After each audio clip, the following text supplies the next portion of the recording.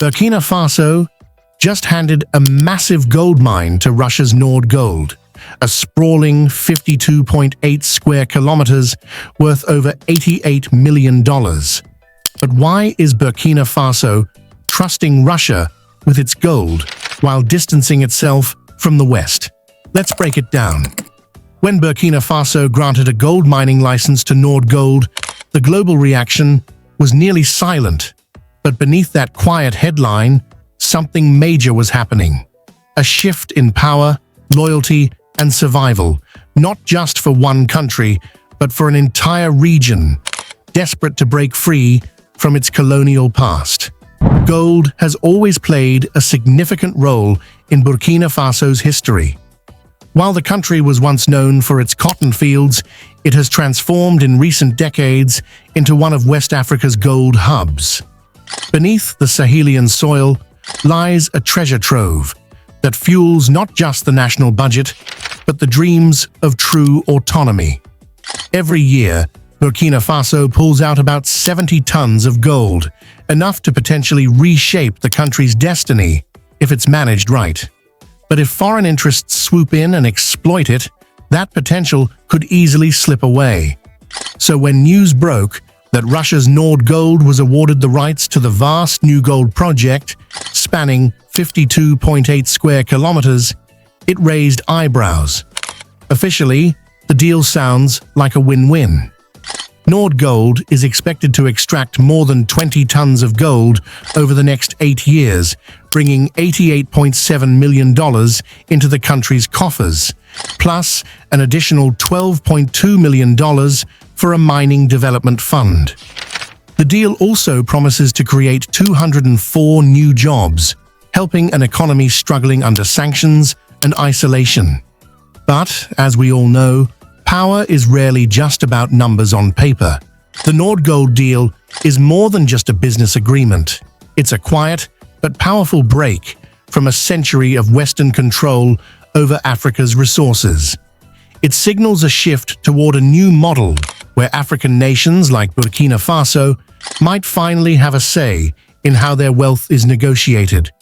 No longer at the mercy of Western powers, but through alliances that challenge the old monopoly. This isn't just about gold. It's about who Burkina Faso is trusting with its future. For decades, foreign companies, mainly French, like Areva, and Canadian ones like Simao, controlled the mining operations in the region.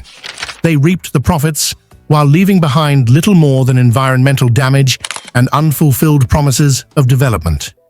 Western investment often meant ownership with no accountability, extraction without real benefit for the local people. The gold flowed north, while the poverty stayed south. Now, with the new license granted to Russia's Nordgold, Burkina Faso is testing a different equation. Russia doesn't carry the colonial baggage that France does, and Burkina Faso's young leadership, especially under Captain Ibrahim Traoré, is betting that Moscow could offer more favorable terms that aren't rooted in exploitation. Whether this gamble will pay off is still uncertain, but one thing is clear: Burkina Faso is no longer asking for permission from the West. Granting Nordgold the rights to mine isn't just an economic move, it's a statement. It's a subtle, yet powerful push against a global system that has long treated African nations as pawns. This shift is even more significant considering that just recently, Burkina Faso, along with Mali and Niger, left the Economic Community of West African States, ECOWAS, a regional group seen as too aligned with France and the US. By severing ties with ECOWAS, Burkina Faso is carving out its own path, one where traditional alliances no longer dictate the nation's choices. The entrance of Nordgold into the new project is a clear signal. Burkina Faso isn't opposed to foreign partners, but they will choose them based on mutual interests, not colonial ties. Russia's increasing influence in West Africa isn't about expanding its empire. It's about filling the vacuum left by a West that has grown arrogant and widely resented. The new project isn't just a business venture. It's a calculated move that reflects Burkina Faso's desire for self-determination and strategic partnerships that go beyond the old colonial legacy. Captain Ibrahim Traoré rose to power on a promise to deliver true sovereignty and real prosperity to the people of Burkina Faso. But for Traoré to keep his grip on power, he needs results, real, tangible victories. He can't afford to be another leader who talks big while allowing outsiders to plunder the nation's resources.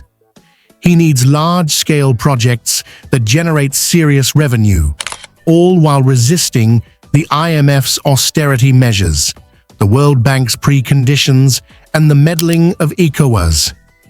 It's a tightrope act, but one that's essential to keeping both his legitimacy intact and the revolutionary spirit that got him into office alive. But there are risks. Nordgold, the Russian firm now mining Burkina Faso's gold, has faced its own share of controversy in other African countries. Just like Western corporations, Russian firms are driven by profit. The difference? For now, Russian influence is seen as a counterbalance to the West, rather than another form of imperial control. Burkina Faso is walking a fine line, trying to get the most out of its partnership with Russia while avoiding falling into a new kind of dependency. As the bulldozers roll into the new site, breaking open the soil to extract gold that could shape the future of Burkina Faso, one thing is certain. The country isn't just digging for wealth anymore. It's digging for freedom. The future of Burkina Faso hinges on whether this bold move pays off or leads to even bigger pitfalls. But what's clear now is that the ground has shifted. The stakes have changed. So why does this deal matter so much to Burkina Faso? Gold, in most of the world's eyes, is just a symbol of wealth. Numbers on a page, profit margins, market fluctuations. But for Burkina Faso, especially in this moment, gold is something far more powerful, even dangerous. It's not just revenue. It's a weapon in the struggle for sovereignty. A quiet but intense fight for dignity. Gold, once the gleaming prize that attracted colonizers like moths to a flame, now lies at the heart of Burkina Faso's battle for freedom. Captain Ibrahim Traoré and his military allies understand this truth far better than most Western politicians. Because for them, it's not just about resources, it's about survival. The new gold mining license granted to Nordgold isn't just another business deal. It's a strategic move for the future of Burkina Faso. It's a way to reclaim control over a nation's destiny, and the stakes go far beyond mining profits. Burkina Faso is fighting multiple wars right now, and only one of them is fought with guns. Since 2015, insurgencies have been creeping across vast swathes of the country, with rural regions falling under the control of rebels. In these forgotten villages, gold mining, illegal, dangerous, and often unregulated, became the only means of survival. It's the only industry many people have left, abandoned by both the state and the international community. Insurgents knew the value of gold, too. They attacked mines, seized smuggling routes, and extorted miners to fund their operations. In some places, the battle for gold is fiercer than the fight for ideology. For the leaders in Ouagadougou, this reality changed everything. Gold became more than a way to boost the economy or pay wages. It became the lifeline that could either stabilize or utterly destroy the country. The stakes couldn't be higher. By handing over the Neo mine to Nordgold, the government is taking steps to formalize and control the flow of wealth. It's a move to ensure that gold doesn't feed insurgents or destabilize the country, but instead strengthens the state. A properly managed mine, with fixed revenues going straight into government coffers, is a far cry from the unregulated, insurgent taxed mining operations that fueled rebellion. In this sense, the new project is much more than just a business opportunity. It's a defensive strategy. It's about claiming ownership not just of the land, but of Burkina Faso's future, and ensuring the wealth of the nation serves the people rather than the insurgents. It's about taking control of the narrative and rewriting the story of who gets to decide the fate of Burkina Faso. But there's a deeper layer to this story, one that's all about the psychological battle. For generations, the people of Burkina Faso have heard the same grim narrative. Their wealth would always be plundered, whether it was by colonial powers, multinational corporations, or corrupt elites. The land was rich, but the people remained poor, a painful contradiction that led to a sense of hopelessness, desperation, and a mass exodus of people searching for opportunities elsewhere. By taking control of new mining deals and partnering with nations like Russia, who challenge the old Western powers, Traore is working to rewrite that narrative. He's not just offering gold, he's offering something far more valuable: hope. Hope that Burkina Faso can hold on to what it creates, shape its own economic future, and stop relying on foreign aid disguised as charity. This is where the spirit of Thomas Sankara, Burkina Faso's revolutionary hero from the 1980s, comes into play. Sankara famously said, "He who feeds you controls you." Today, Traore's government is operating under a similar philosophy. He who controls the gold controls the future. It's no accident that gold surpassed cotton as Burkina Faso's top export. At the same time, political instability reached a peak. Cotton, which requires stable governance and long-term planning, struggled under chaos. Gold, on the other hand, can be mined quickly with little more than basic tools and a will to fight. It's the perfect resource for both insurgents and governments, quick to exploit, highly contested, and volatile. Now Burkina Faso is trying to shift from using gold as a survival resource to making it the foundation of sovereignty. But this transition is a risky one. By formalizing the gold sector, the government might alienate small miners who've operated outside the law. They could become targets for insurgents who see formal mining sites as lucrative, high-risk objectives. And then there's the international backlash. NGOs and watchdog groups, especially those critical of Russian involvement in resource-rich nations, are already on high alert. But despite all these risks, this strategy offers a rare chance to create something Burkina Faso has never had: an economy that works for the people, not foreign shareholders. This could be the moment where the country finally takes control of its own destiny. The new mine is just one part of a much larger puzzle, a daring experiment that could redefine Burkina Faso's future. The big question is, can a nation that's been stripped of its wealth use that very wealth to reclaim its freedom? If this experiment succeeds, it could not only change Burkina Faso's fate, it might spark a wave of inspiration across the entire Sahel region. But there's more to the story than just gold. If gold is the foundation of Burkina Faso's new economy, then influence is the hidden weapon driving its political survival. The deal with Russia's Nordgold isn't just about pulling gold from the earth. It's about shifting the entire balance of power in a region that's long been a geopolitical battleground. In today's world, contracts often speak louder than speeches, and the ink on those Burkina Faso mining licenses is starting to redraw alliances in ways that bullets can't. For decades, France held the reins of power in West Africa. Its security agreements, control over the CFA franc, ensured that Paris had its hand in every major political and economic decision in the region. Whenever Burkina Faso's past governments needed military aid or financial assistance for infrastructure, they turned to France, the World Bank, or institutions backed by ECOWAS. Aid came, but with strings attached, leaving sovereignty as little more than an illusion. That era is now coming to an end. By giving Nordgold a major stake in one of its richest, untapped mining zones, Burkina Faso has drawn a clear line in the sand. It is no longer playing by the old unwritten rules that were dictated by Paris or Brussels.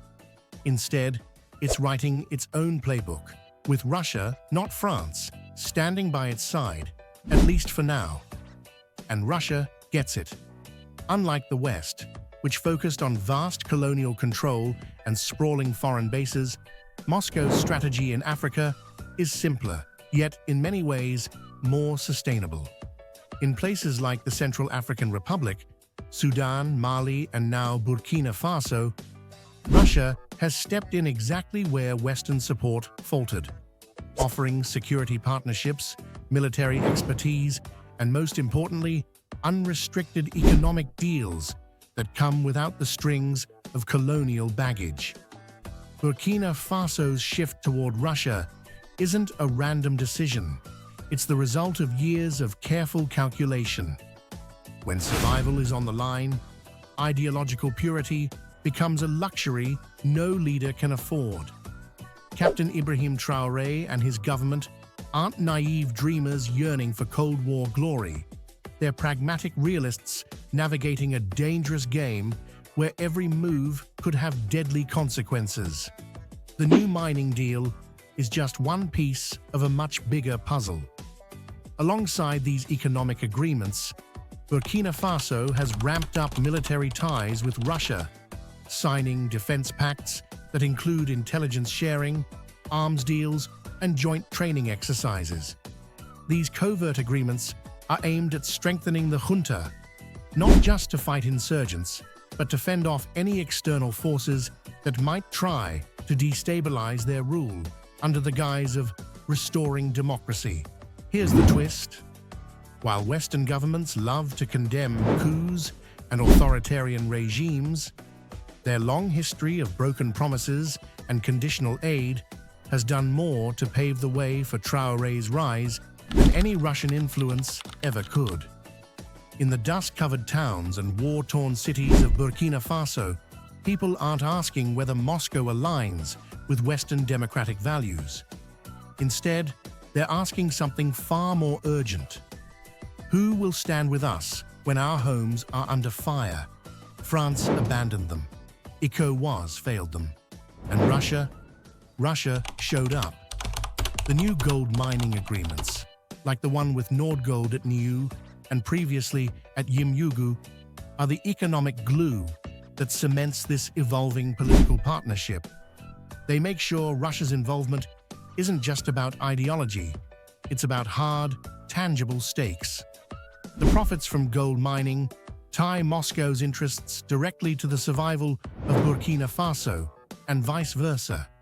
In a world where alliances based on ideals crumble with every change in leadership, alliances rooted in survival are much harder to break.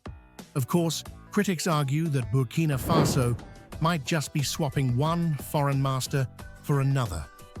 But for Traoré and his government, this isn't about ideology. It's about securing the future, no matter who's standing at their side. On the ground, however, the situation looks very different. Many people in Burkina Faso don't see their partnership with Russia as submission, but as a chance for correction, an opportunity to shift their position from one of dependency to one of negotiation. It's a bold move, but it's not without risks. Russia, like any major power, has its own interests. If Moscow's focus shifts, or if internal problems cause them to divert resources away from Africa, Burkina Faso could find itself exposed again. And relying on a single ally, even one that feels like a better fit, brings its own set of vulnerabilities. But right now, the strategy is clear. Burkina Faso is building its foundation with Russian support, combining their own resources and strengths to create something that holds up. Gold is flowing, weapons are being readied, and the map of alliances is being redrawn, not through diplomatic treaties, but through contracts and cargo planes. The question now echoing through every Western capital, from Paris to Washington, is simple. What if this works? What if, despite sanctions, isolation, and all the grim predictions, Burkina Faso, along with Mali and Niger, succeeds in forming a new bloc? A bloc that's powered by their own resources, defended by non-Western allies, and immune to the strings of the old global order. If that happens, the new gold mine won't just be a place to extract wealth. It could be the spark for a revolution far bigger than any battlefield victory. A revolution not driven by ideology, but by a thirst for true independence. So the real story behind Burkina Faso's deal with Nordgold doesn't stop at the mine. It doesn't even end with the defense pacts or their exit from ECOWAS. Those are just the first steps. The real stakes are much higher. Captain Ibrahim Traoré isn't just trying to get through the next year. He's testing whether a new model for Africa is even possible. It's a risky, daring move, but one that could change the continent's future. And make no mistake, everyone is watching. At its core, Burkina Faso is betting that sovereignty can be rebuilt, not by relying on global sympathy or lofty promises, but by taking control of the forces that shape the modern world: money, security, and resources. Traoré believes that if his country can manage its gold, defend its territory without relying on foreign military bases, and strike deals as an equal, then real independence can be achieved. The dream that many African nations boldly proclaimed back in the 1960s, when they raised their flags and declared independence, might finally be within reach. But bringing this dream to life is like walking through a battlefield blindfolded. Every move carries risk. First, there's the economic challenge. Burkina Faso's dependence on gold is both a blessing and a curse. Gold can bring in quick cash, but it's also a notoriously unpredictable resource. If global prices take a hit, the country's budget could crash overnight. And even more dangerously, putting too much of the economy into one commodity makes it vulnerable to outside forces, whether that's Western sanctions or Russian overreach. For gold to be a tool of freedom instead of a chain of dependency, Burkina Faso will need to seriously invest in diversifying its economy. Think agriculture, manufacturing, and energy. But making that shift won't be easy, and there are plenty of enemies, both at home and abroad, hoping it doesn't succeed. Then there's the security situation. Deals with Russia might bring weapons, training, and intelligence for now, but Burkina Faso is still struggling with insurgent attacks in its rural areas. Securing gold mines doesn't automatically mean winning back the villages or restoring trust in the government. A gold mine guarded by mercenaries can't replace a government's real legitimacy. If the government can't provide essential services like schools, clinics, and jobs in the war-torn regions, no amount of gold will save it in the long run. The third challenge is the regional fallout. Burkina Faso's decision to leave ECOWAS, alongside Mali and Niger, sent shockwaves across Africa. Some countries quietly support the move, seeing it as a path to self-rule. But others, especially the coastal states still closely tied to Western systems, view it as a dangerous shift. If Traoré's model works, it could spark similar movements in other countries, upending the fragile balance of African geopolitics. If it fails, it will serve as evidence to critics that African nations still need Western oversight, reinforcing the very chains Burkina Faso is trying to break. The fourth, and perhaps most dangerous risk, is internal. Revolutions are easy to start, but governing them is another story. Right now, many Burkinabe are willing to endure hardship for the sake of reclaiming their dignity and independence. But what happens 2 years from now? If jobs haven't materialized, if violence continues to spread, if the promised benefits from gold wealth are delayed by corruption or red tape, how long will the people stay patient? Even the most patriotic spirits can be worn down when their expectations aren't met. Traore's greatest challenge might not come from foreign powers like Paris, Washington, or Moscow, but from the frustration and anger of his own people if he can't deliver. Despite all these risks, though, there's something undeniably electrifying about what Burkina Faso is attempting. It's a daring, high-stakes gamble, but it could change the course of history for an entire continent. In a world where most nations are caught between superpowers, here's a small, battered country right in the heart of Africa, daring to rewrite the rules, daring to stand up to the old powers, daring to bet on itself. The new mining license, when you look at it through this lens, isn't just about gold. It's about testing whether true sovereignty is still possible in the 21st century. It's about asking if a nation can harness its resources without giving in to the multinational corporations that swoop down on Africa like vultures. It's about whether security can be built without becoming a puppet of another state, and whether a people, long robbed of their destiny, can reclaim it through sheer determination, force, and sharp strategy. Burkina Faso is walking a fine line where one wrong move could spell disaster. But every step it takes forward could light a path for others to follow. If Traore can turn gold wealth into real development, building not just mining towns, but roads, factories, and schools, he won't just have resisted Western pressure. He'll have created a model for an African renaissance that no media smear or diplomatic pressure can undo. It won't be easy, it might not even feel fair. The obstacles are huge, and the dangers are real. But for the first time in decades, Burkina Faso's challenge isn't about surviving under someone else's rules. It's about winning by playing its own game. And for a people who've been taught for so long that their fate was decided elsewhere, even asking that question is a revolution in itself. Do you think Burkina Faso will succeed, or will Traore let it fail? Drop your thoughts in the comments. Will Western threats be enough to stop Traore?